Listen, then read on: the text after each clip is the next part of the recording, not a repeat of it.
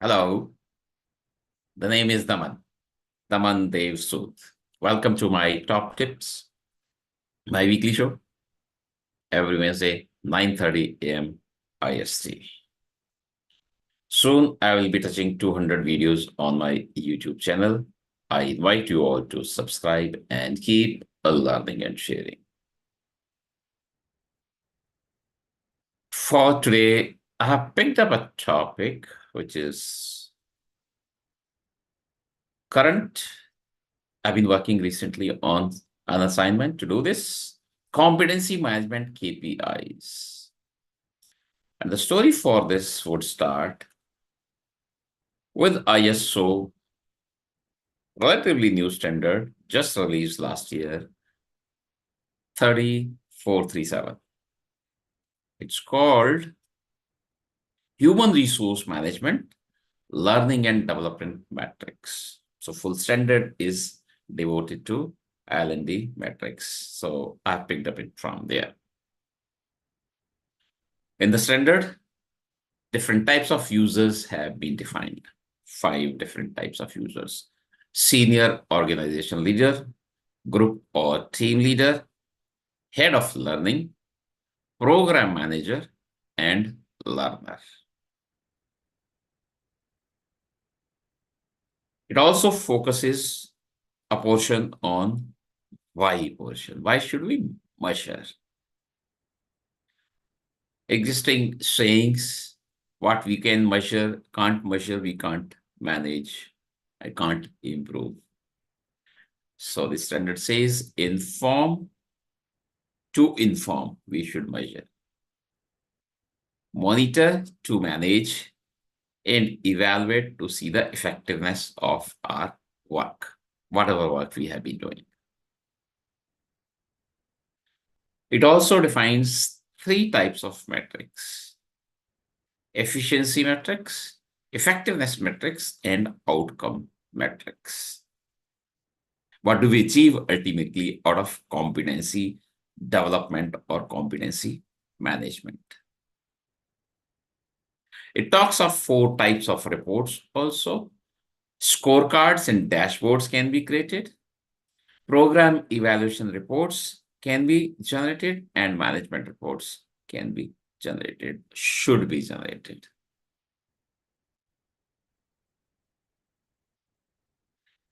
And it defines different set of parameters or metrics for 2 types of organizations. Large and small and medium types of organizations have been covered in this standard. So here I present what I recommend. May be different for different organizations depending on the way they are structured or the way they want to measure.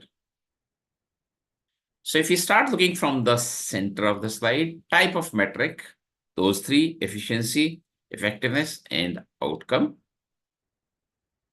For efficiency, one metric that I give is number of users registered on the portal. These set of metrics are for all employees. So learners, for example, written in the standard. The second is effectiveness, in which I recommend 5 metrics. Number of users started a course or reading a document. Number of users completed a course or finished reading a document. Number of users passed the assessment after a course. So this is an assumption that there is an assessment at the end of the course. Number or average hours spent on documents and courses, and number of courses completed, which means some people leave it unfinished also. And the third type of outcome, third type of parameter, metrics for all employees or learners, outcome type of metrics. I'm recommending two: competency level must have gone up and satisfaction level. So satisfaction level with respect to the training or the domain for which this training was done. So outcome will be measured based on competency levels going up and satisfaction levels going up. Now, these can be cut into different views. Now, look at the left-hand side of the screen: by gender, by location, by department, by nationality, assuming this is a multinationality company. There could be few more different cuts. So there is no end to this, or there is no rule.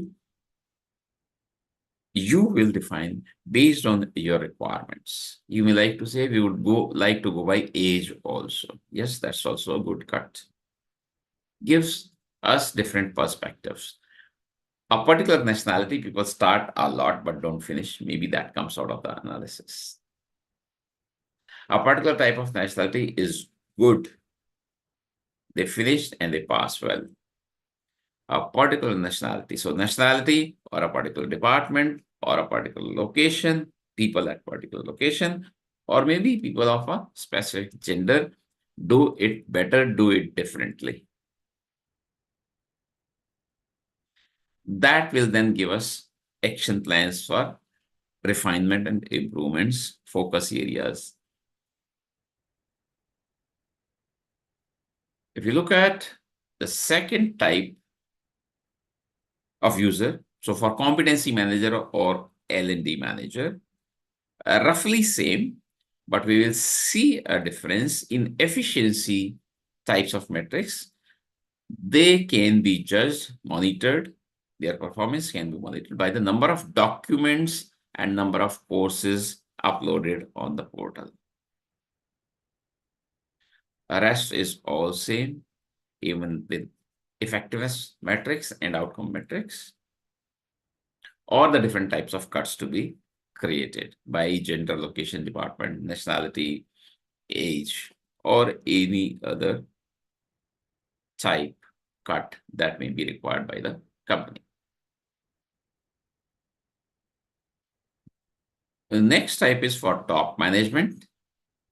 And again, focusing towards the right-hand side, we will see that efficiency types are same. Number of users registered on the portal, number of documents uploaded on the portal, number of courses uploaded on the portal for top management. Effectiveness is all same 5 parameters. In outcome, I recommend an additional for the top management. The number of external interventions. How many times are they speaking at external events?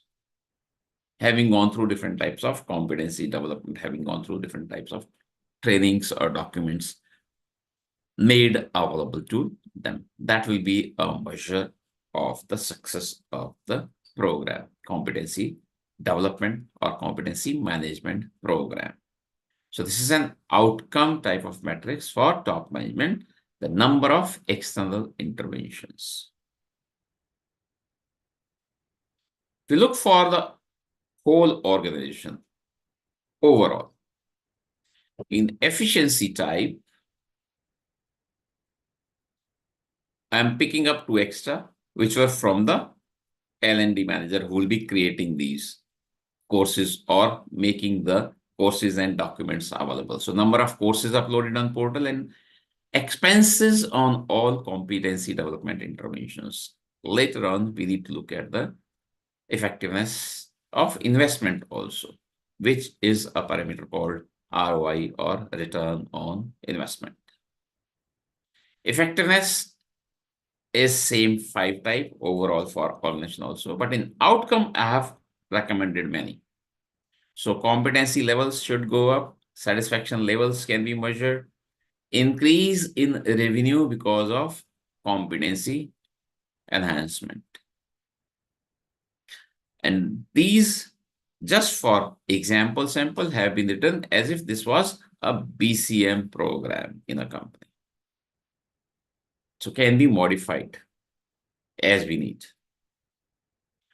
Increase in revenue, and this could be percentage increase because of training interventions, L&D interventions, because of competency management development enhancement program, a reduction in downtime,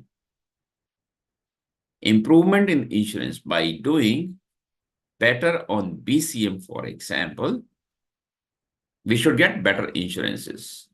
Either the premium should go down or the coverage should go up or the terms and conditions to be more flexible, better in our favor.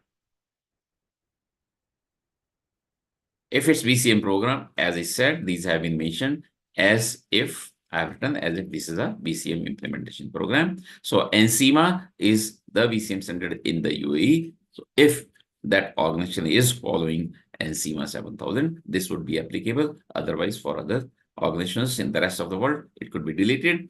Or in some other countries, it could be their country's standard if they have. Improvement in NCMA assessment, improvement in ISO 22301 assessment.